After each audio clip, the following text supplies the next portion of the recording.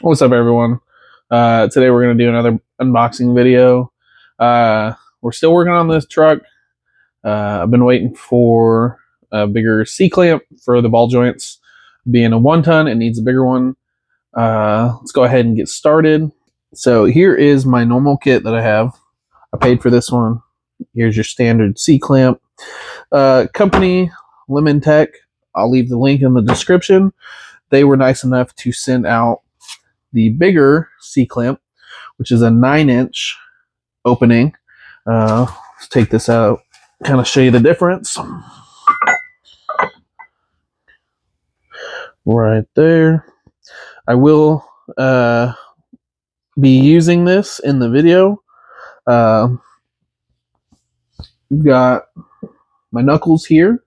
We've got the ball joints to press those in. And then if we walk over to the truck, I've got the ball joint for the track bar. It is a little rusty. We just had rain. I did clean it the other day, but with the rain, it's going to show that surface rust. So we'll get it cleaned up and we'll press that in as well. Sweet, let's get to it.